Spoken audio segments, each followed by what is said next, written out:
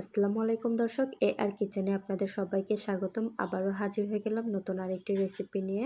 আজকে আমি আপনাদেরকে তৈরি করে দেখাবো মাত্র 10 মিনিটে চুলায় চা বসিয়ে এই বিস্কুটটা তৈরি করে নিতে পারবেন, তাও আবার একটি মাত্র ডিম দিয়ে। খেতে কিন্তু ভীষণ মজার। চলুন তাহলে কথা না বাড়িয়ে শুরু করা যাক মূল রেসিপিটা। এই বিস্কিটগুলো বানানোর জন্য লাগবে ডিম। আমি এখানে একটি ডিম নিয়েছি, 1/3 কাপ পরিমাণ চিনি নিয়েছি। এবার চিনি আর ডিমটাকে ভালোভাবে একটু মিশিয়ে নিচ্ছি যতক্ষণ না পর্যন্ত চিনিটা গলে যায়। দেখতে পাচ্ছেন চিনিটা ভালোভাবে গলে গিয়েছে এবং কি ডিমের কালারটাও চেঞ্জ হয়ে গিয়েছে। এই পর্যায়ে দিয়ে দিচ্ছি 1/3 কাপ পরিমাণ রান্নার তেল। এবার তেলটাও ভালোভাবে মিশিয়ে নিচ্ছি। মিষ্টির পরিমাণটা আপনারা চাইলে বাড়িয়ে বা কমিয়েও দিতে পারেন। ভালোভাবে মিশিয়ে নেওয়া হয়ে গেলে এখানে দিয়ে দিচ্ছি 1.5 কাপ পরিমাণ আটা। আমি এখান থেকে অল্প একটু রেখে দিলাম, যদি পরবর্তীতে লাগে তাহলে অ্যাড করব।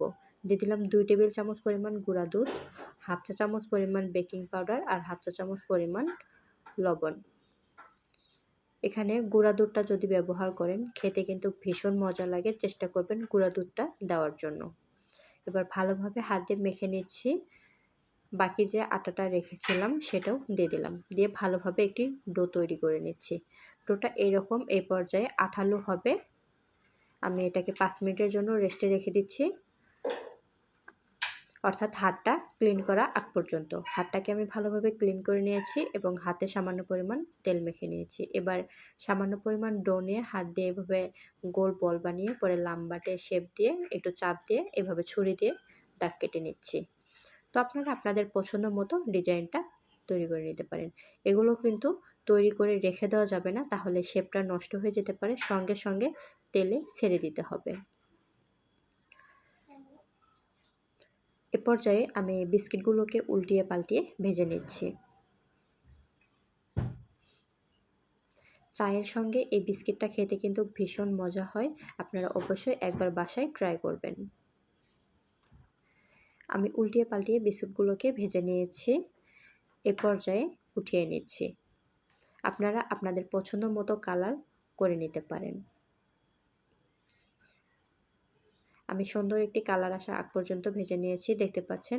পরবর্তীতে আবারও কিছু বিস্কুট আমি তৈরি করে নিয়েছিলাম, সেগুলোকেও ভেজে নিলাম।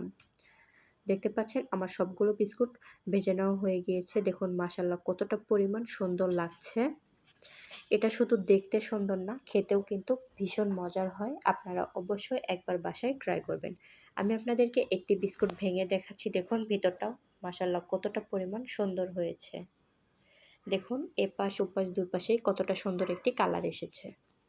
তো আজকের রেসিপি আপনাদের কাছে কেমন লেগেছে কমেন্ট করে জানাতে ভুলবেন না। আর এরকম সহজ সহজ রেসিপি পেতে আর কিচেনকে সবাই সাবস্ক্রাইব করুন।